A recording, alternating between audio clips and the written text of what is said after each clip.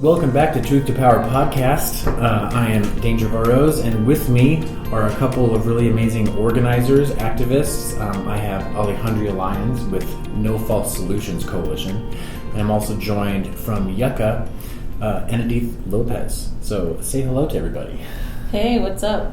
Good morning. I asked you to join me today so that we can talk about, I think it's one of the big issues this year that emerged during the legislative session, the convergence of energy policy and water policy. It's a whole new thing, folks, but now that they're fracking and now they're using so much of our water, energy and water policy are mixing together, and we have things like the strategic water supply. We have things like the proposed rule change at the Water Quality Control Commission. We have these Chevron-sponsored symposiums on water rights. We have Toyota and Chevron-sponsored energy summits at the governor's mansion with Senator Ben Ray Lujan, keynote speaker. I'm seeing a lot of mixing together of the government and energy corporations, and I'd love to talk to you two about that. I guess my first question is, what is a sacrifice zone? You know, the way I've begun to really understand sacrifice zones was first through experience. I live here in the International District, and being so close to base, one of the things I recently learned is about the jet fuel spill.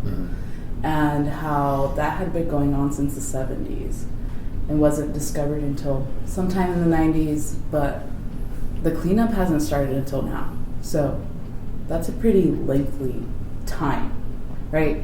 And so when we think of sacrifice zones, it's a matter of thinking quite literally just that. What areas of the state, of the city, of different towns are people willing to put other people's or communities' health at risk for the sake of there being a military base or a fracking well or, you know, some type of nuclear project just down the road. Just living here in this neighborhood, you really begin to live through understanding that the idea of a sacrifice zone is very systemic, and it's an active decision that's being made from day to day. A lot of people's suffering is an active decision that has been made on their behalf. And so that's just frankly how I've really come to terms to understand as a sacrifice zone. Before even doing the climate and environmental justice work, just simply growing up in the area, you see a lot of people struggling with addiction. You see people working tirelessly to make ends meet, to put food on the table. You see people working in these 100-degree weathers. I mean, my family members have worked in this excruciating weather. And so, you know, I didn't have the word before doing this work, but now I do. And now I've really begun to understand it, because the way I see a sacrifice zone is actively putting a community or an entire group of people's health, well-being, and environment at the cost of there being some type of institution, right, that is actively polluting or harming that area. Yeah, and if I can add really quickly, you know, a lot of the things that we began to add to this narrative, as Ennedith has, is that, you know, this is not just something that our coalition or coalition members created. It was a label that was given to New Mexico specifically in the 1970s by the Nixon administration at a time where we saw a lot of rise to domesticate our energy. And so New Mexico is put in this place time and time again because we are what a lot of people call a neo-colony of the United States, because we have a lot of natural resources here, and so the exploitation of land, air, and water began really in time immemorial when colonization started happening here. But the label of a sacrifice zone has been since the 1970s and specific to energy production in the United States. I hear you. So being labeled that by the Nixon administration, organizers using it now is like so I see how it is. They built all this nuclear infrastructure out here. There's mining infrastructure with a lot of its pollution, and now we have fracking. It's we were all just down in the Permian Basin a couple weeks ago, and I really got to get my head around this idea a little bit about how some places are more acceptable to be trashed than others. I was out in Loco Hills, and I've never seen anything like that in my life. Just oil derricks as far as the eye could see. And now the issue of the produced water is taking something that's way out in the desert, way out in the Permian Basin, this brackish, radioactive, highly toxic water, and reusing it for things, and who knows what. And one thing that's been alarming to come out of these Water Quality Control Commission proceedings is that the proposed rule change would allow for a notice of intent in order to take produced water, quote unquote, treat it, and then use it on anything. And all it would require is this notice of intent. And the law is, the Produced Water Act states that you have to have a permit, and a permit entails due process and things like that. A hearing, public comment, public feedback, and a notice of intent doesn't do that. And I wonder if, I guess I don't wonder, I know it's intentional, because there are a lot of voices in New Mexico that are attempting to be silenced. And I know that the coalitions that you work with and the organizations that you work with do give voice to those people that would want to be silent. So what is the chatter on the ground? What are people saying about these rule changes, and about the strategic water supply, and about fracking waste reuse? What are you hearing? Well, our coalition stepped in because we've been known to be the no hydrogen people for good reason, right? And, in a lot of the, I would say, political education spaces, as we have continued to teach people what the strategic water supply is, a lot of people are talking about this is the way to continue to monopolize water for energy and move it out of sectors such as agriculture. For a long time, our New Mexico agriculture has been criticized for using a lot of water. Of course, we know that's industrial farming. That is not the long-standing cultural farming that has taken place in New Mexico, such as those with the acequias, with indigenous communities. And so people are very worried that this is the way that we are trying to they're trying to pull the administration, the governor's administration, trying to pull the wool over people's eyes to say that this is the way that we're going to save fresh water, but in exchange, you're given toxic fracking waste to be put on your crops. And so people are continuing to be very concerned about this because they have a lack of faith already in the New Mexico Environment Department to manage what it already does as far as fracking operations, oil and gas operations. And the New Mexico Environment Department currently has not done a good job. They don't have enough boots on the ground to go ahead and monitor the wells that they do have. And those that we know in the Four Corners area, they're already seeing this experimentation happening, and it's going under the radar, and this is just the way to make it legal. And what I mean is by using these brackish wells, because there are places near Chaco where the water has become this different kind of with the different total dissolved solids, because they're so close. These fresh water sources are so close to fracking sites, and you're starting to see the contamination of clean water. And so those are some of the things that I have been hearing, and our coalition. Yeah. Well, just given that Yucca relatively works with youth, one of the main concerns is just seeing as to how the strategic water supply plan is actively looking and actively working to essentially threaten people's access or right to clean water.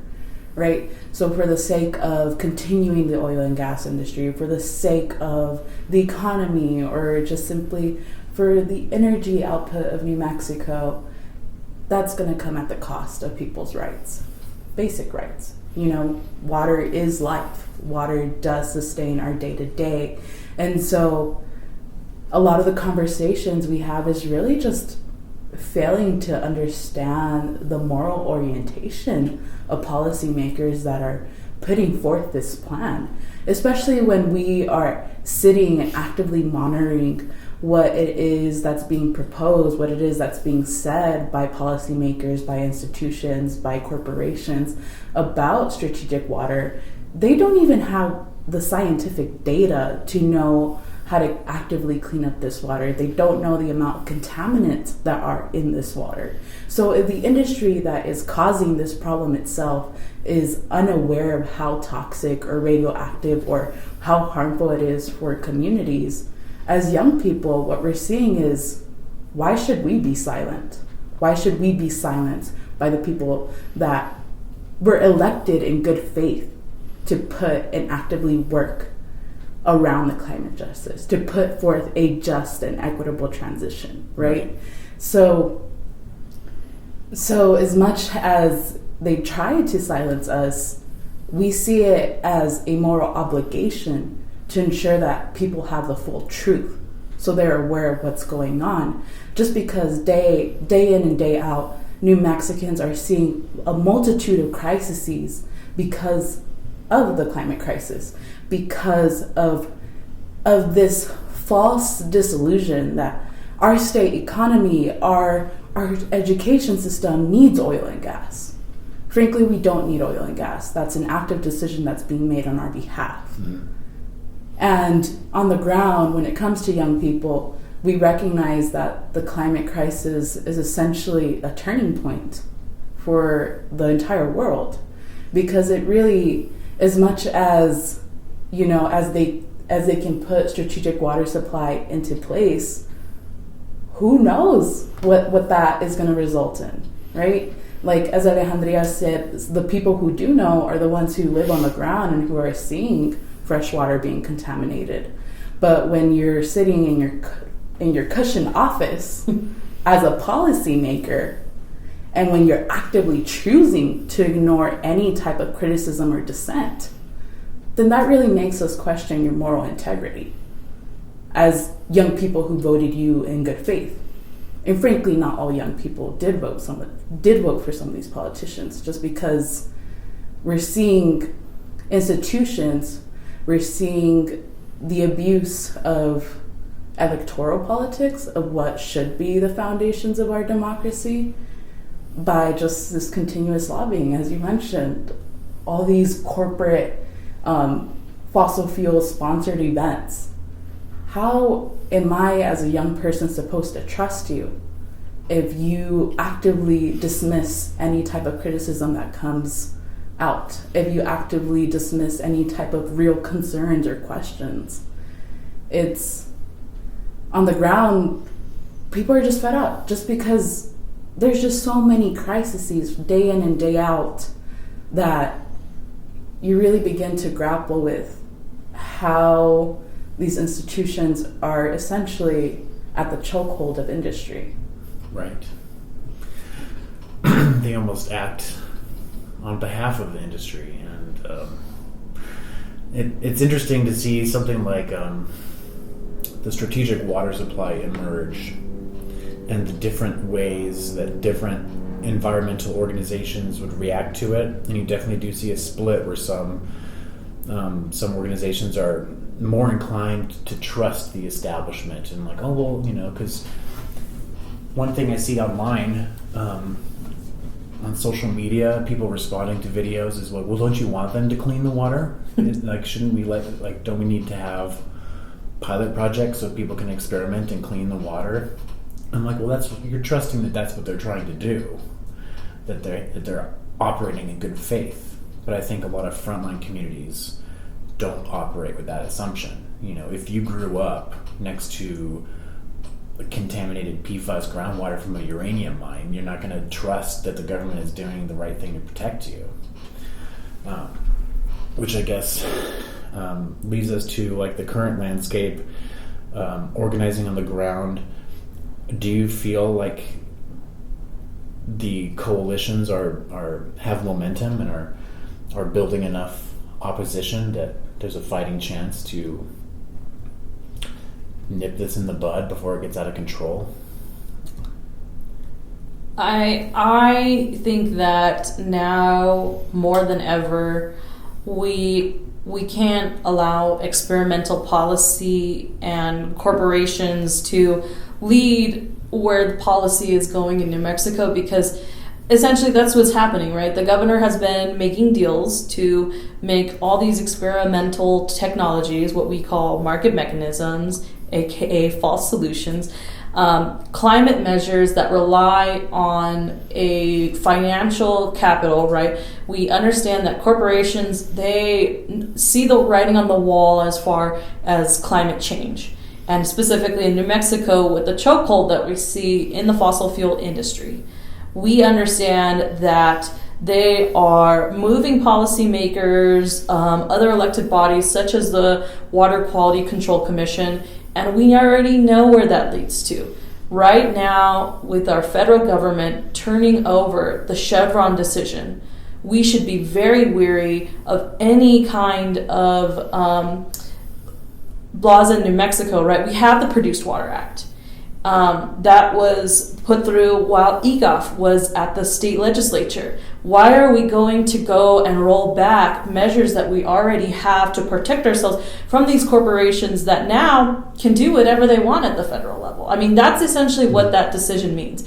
And more than ever, New Mexico should be passing more stringent laws. We shouldn't roll back the current protections that we have because our agencies continue to fail us and our administration is being lobbied by these corporations. And so I hope that other environmental groups can see that and not have, like what you're saying, Danger, is this faith in the law, this faith in the administration, because we're getting failed all over the map, right? Like as far as the administration level, the actual producers themselves, the governor is, it's like we are just receiving all of this, like, I'll borrow a term that Ennedith uses, abuse, because it is. It's abuse on the people, it's abuse on the land, and it's abuse of water management. And the only way that we're going to find ourselves out of this crisis is if we give, land stewardship back to folks who understand water, who understand how these ecosystems are all connected. Because at the end of the day, if they contaminate these freshwater aquifers that we do have with brackish water, it's end zone for New Mexico. We're not. There's no way to get back that water. Yeah, we're facing an unprecedented climate crisis for a number of reasons. There's this massive fire in Ruidoso. Now there's enormous amounts of flooding there, flooding in Farmington, flooding in Grants, flooding in all over New Mexico is flooding. We had flooding in downtown Albuquerque. We had kind of an unprecedented typhoon here the other day that was pretty amazing. And we had how do you say it? A haboob, a giant dust storm, blew across New Mexico, like 100-year storm, and it shut down traffic, and cars were running into each other, and people were being hospitalized. There's no ignoring it, but if you are completely disconnected, if you're an investor far away, you can turn through your Chevron-sponsored symposiums. You can turn our elected officials into your puppets, into your bidding, and stall progress. And you mentioned hydrogen. How does hydrogen factor in with all of this? Are they related?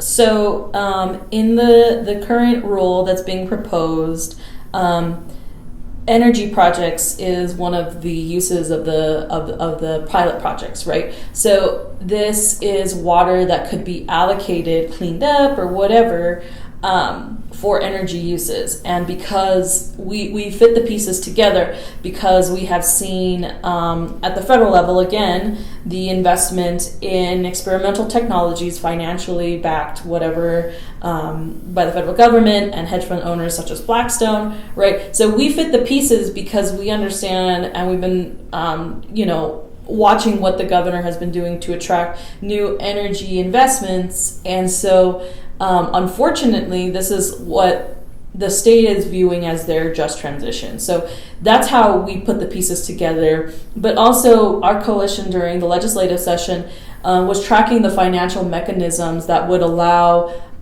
for this, for where we're at today with strategic water supply. And a lot of those, again, allude to green technologies. Green technologies defined by the Department of Energy include hydrogen, carbon capture, cap and trade, all these different ways except for ending fossil fuels. So that's how we fit the pieces together. The other thing is also during the legislative session, Secretary Kenny himself did say the reason for the strategic water supplies, and this isn't what he said verbatim, but he did allude, this could be used for green hydrogen, as if it was something that we wanted. So the Secretary of the Environment Department said it himself. So I think that we can pretty much say with 100% certainty that this is, where they're going with them. It's all connected. Gosh, so yeah, a lot of people think that it is somewhat of a radical stance to say things like end fossil fuels or leave it in the ground. But what do you say to people who think that that's too much to ask for? Frankly, I don't think that's asking for a lot, right? It's asking for policymakers to think outside the box within those grounds, is to keep it in the ground, to end fossil fuels, because the science has been there since the 1970s. We've known that the fossil fuel industry was causing climate change and are causing climate change.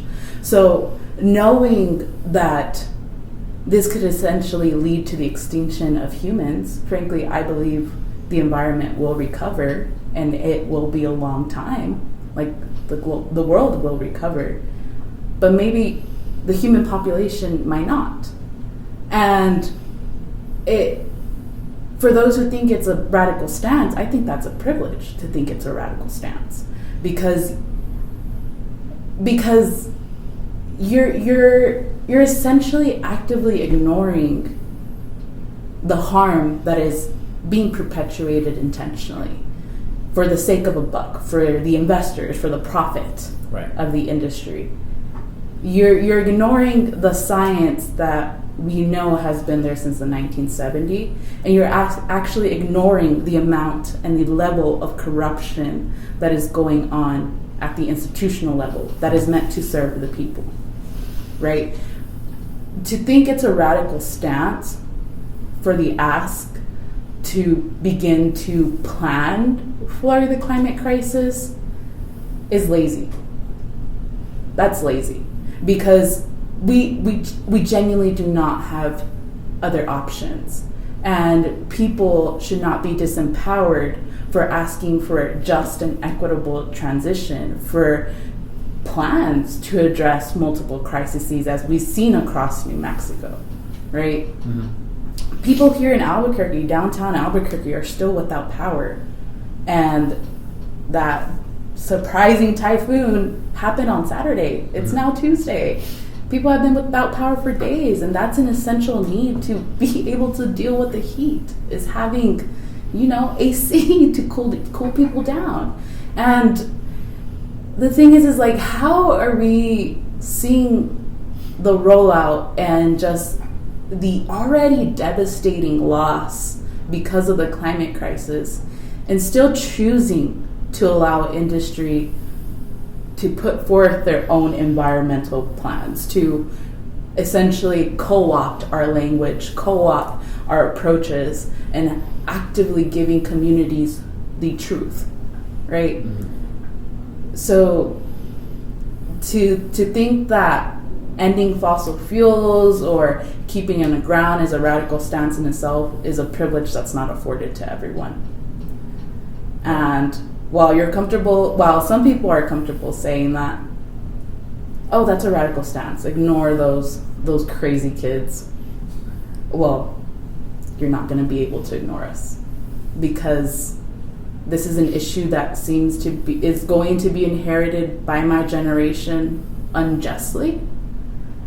And so as young people, we see it as our responsibility to begin putting forth the world we want to see. That means mutual aid, mutual care for each other. That means knowing your neighbor, knowing what it is that they may be struggling with and where you may be able to support, or vice versa, being open to that support from community. Because in many instances, we protect us, not these institutions, not industry, and not these lies. We tell each other the truth, because what we're seeing with the symposium, what we're seeing with what's being said in a lot of these hearings, with these bought out fossil fuel scientists as well, that's not giving truth to communities. Mm-hmm. That's actually actively perpetuating that abuse time and time again, actively lying to the general public just because you desperately want this plan to be put in place. Right. And I think people are fed up. Young people are definitely fed up. We know that these systems are failing. We're aware of it. We've experienced it. I mean, my education, which apparently was sponsored by fossil fuels growing up, was pretty shitty. Like why should we have to diminish our power for your comfort? You've both mentioned corruption, and we mentioned the symposium and this gaslighting from our officials. We had, as we mentioned before, there was the Chevron sponsored symposiums and they're still ongoing on water rights, the produced water supply. Representative Meredith Dixon was on one of their panels, and then we had the Energy Summit at the El Dorado Hotel. They had a reception at the Governor's Mansion. Ben Ray Lujan did a keynote address. It was sponsored by Chevron, ConocoPhillips, Shell, Toyota. And now we have this Water Quality Control Commission hearing. And at the outset of the hearing, it became evident that there were conflicts of interest among the very members on the commission that are meant to decide this rule change. One of them was Krista McWilliams. We know now that she is the vice president of Logos Energy, that her husband, Jay McWilliams, was the founder of Logos Energy. Logos Energy is a fracking corporation in New Mexico. They are in bed with New Mexico Oil and Gas Association, and everything is connected here, but yet at the outset of the hearing they were asked about this conflict of interest and whether or not they should recuse themselves, and they all stated that there was no conflict of interest. So this might be some of that overt gaslighting, abusive corruption that we're talking about. What are your thoughts on the conflicts of interest at the Water Quality Control Commission?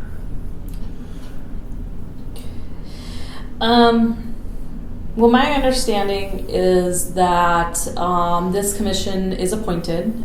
We do not vote them in. And I mean, this is some of the issue that we're seeing with other policy. So, this was something similar that was brought forth whenever there was the air quality hearing at the Bernalillo County level. We had Councilor Dan Lewis, who was talking all about how we need to have professionals and all that. Well, this is a board of professionals, supposedly, right? Like, I'm not challenging their expertise, but I would like to say that just because somebody is an engineer or a professor at UNM, or if they understand the ins and out of oil and gas, does not mean that they are immune to these kind of violations of our democracy, right? They can still be bought, unfortunately, because of the political system we live in. I mean, that's a bigger question, right? Because,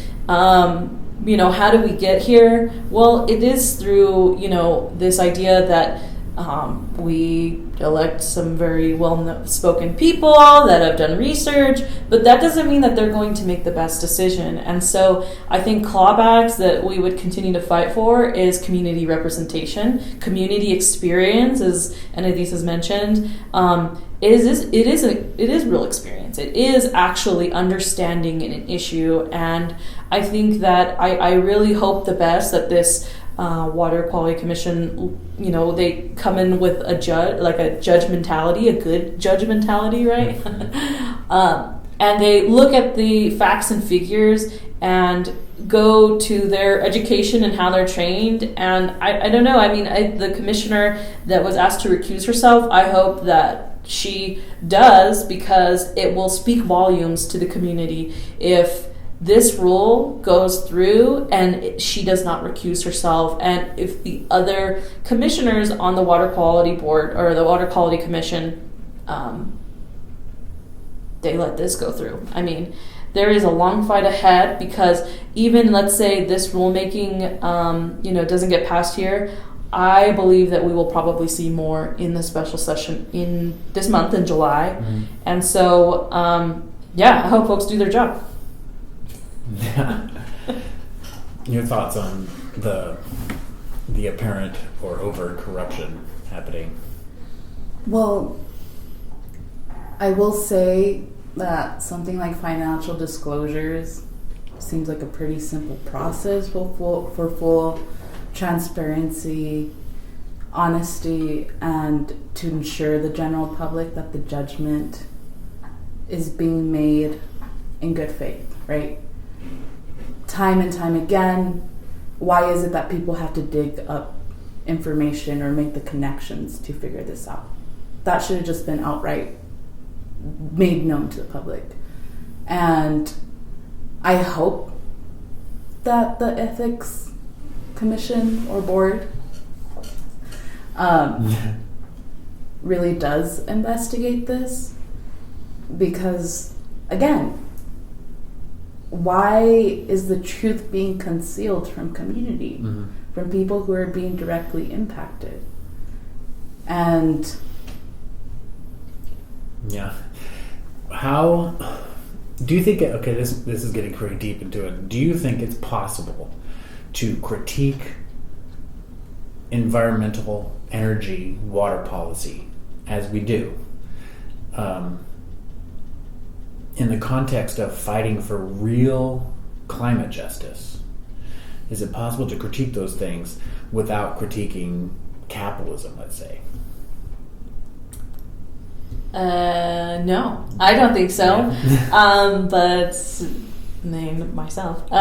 So, I mean, it is hard not to critique capitalism within the institutions that they sit in, because those institutions protect the financial measures for the corrupt people, which I would say the AKA capitalists, from making a profit. I mean, right. I don't want to go down the whole Marxist theory, but it's like, there's no time today. There's no time today. But I do think that how we got here is important.